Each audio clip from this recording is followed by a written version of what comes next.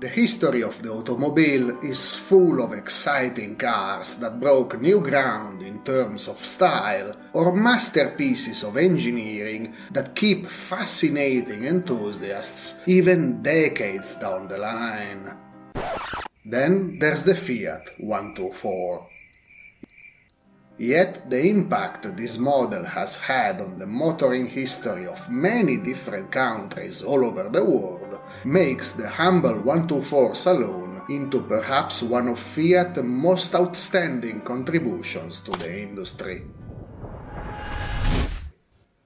The story of project number 124 started in Turin in late 1963, when Fiat was the fifth largest automaker globally and second only to Volkswagen in Europe. Its wide range of cars dominated the Italian motoring landscape, and the main problem the company faced was making enough cars to keep up with demand.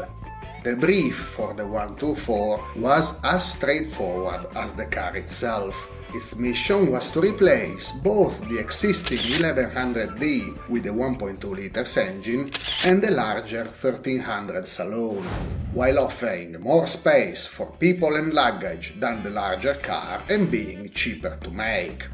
It's important to remember that these were the cars bought by the Italian bourgeoisie, a target market more concerned with their neighbors' opinion than avant-garde design. Yet the 124's engineering, while conservative to a fault, did include 4-disc brakes, albeit not power-assisted, and its live rear axle was suspended by helicoidal rather than cart springs.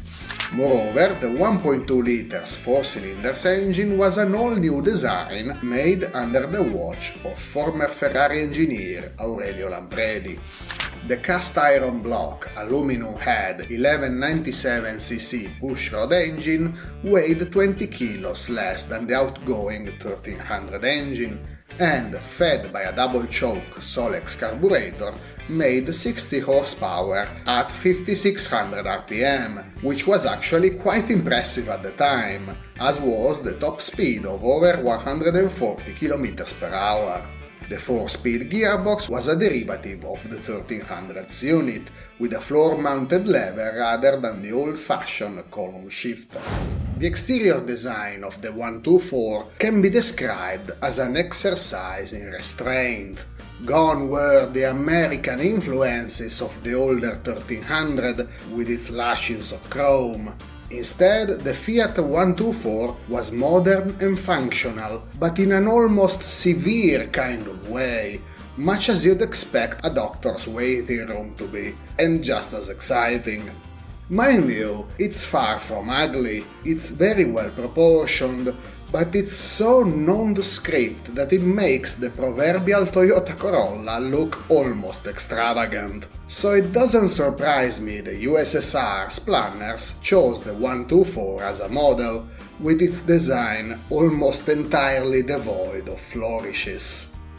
But it's great to ride in the 124, because it's roomy and airy in a way cars can't be anymore, as it was designed to offer just that, and the whole car weighs just 850 kilos dry.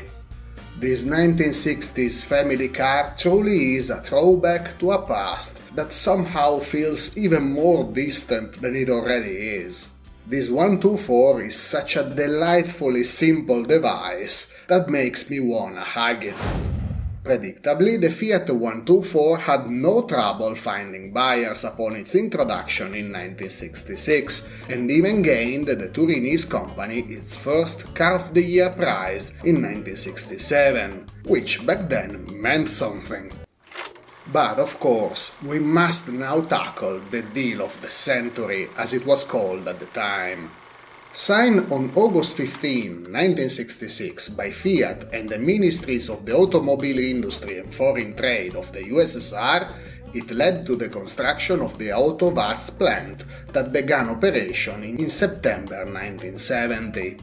The contract between Fiat and the Soviet government stipulated that the Turinese company would provide a complete project for the factory and also ceded to the Soviets the designs and industrial property rights of two car models derived from the 124, modified to suit the climatic and road conditions of the USSR. The Soviets, meanwhile, would take care of the construction part and manage the supply of all the materials and machines that could be sourced from the Comecon area. The economic scope and political significance of the deal have long been overblown, but nevertheless its impact on Soviet car production has been radical, increasing it from the 200,000 units of 1965 to 1.2 million by 1972. The story of the Lada stretches all the way to 2013 and will take a whole video for itself. Still, the critical thing to remember is that while you would struggle to tell apart a 1970 Lada from a Fiat at first glance, they actually are two different cars. In 2003 I actually met one of the development drivers that Fiat sent to the Soviet Union back in the 60s, and he told me that the local road and weather conditions were literally tearing the 124s apart. The Lada was an all-around tougher, more robust vehicle in every respect, and had its own specific engine design too, with a chain-driven overhead camshaft rather than the original's pushrod design. Meanwhile, by 1968, Fiat 124 buyers could choose between the base car and the newly introduced Special. It was easily recognizable by a new front end with 4 headlights, recessed door handles, a new dashboard with circular instruments, and a generally better finished interior. The Special's engine displacement grew to 1438cc and 70 horsepower. The same year, at the Barcelona Motor Show, the Spanish automaker Seat presented its own version of the 124, manufactured locally but pretty much identical to the Italian one. The local equivalent of the Special instead was called Seat 1430, and took some design cues from the Italian Fiat 125, like the square headlights. The model overall was very successful, and 124 production in Spain lasted until 1980, with around 900,000 units made. The ones made from 1975 had a refreshed look with a new front grille and a rather nice new taillight arrangement. Once production in Spain ended, the tooling found its way to India, where local automaker PAL, using Nissan-sourced running gear, sold it as the Premier from 1985 until as late as 2001.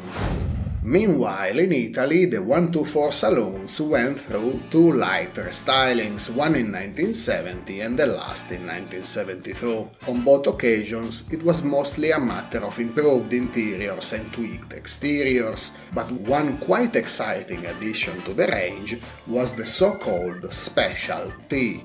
Equipped with the twin-cam 1.4 liters engine from the Coupe and Spider, the 124 Special T, with its 80 horsepower at 5800 rpm, could reach 165 km per hour and hang on with a few Giulias. Even more so by 1972, when the twin-cam engine was enlarged to 1.6 liters for 95 horsepower at 6000 rpm, putting the 124 squarely into alpha territory. Thankfully, by then, even the standard versions had adopted the brake booster and a double braking circuit. The fun stopped in 1974, when the 124 range was discontinued and replaced by the 131, which wouldn't receive Fiat's lusty twin-cam engines until 1978. But that's a story for another time.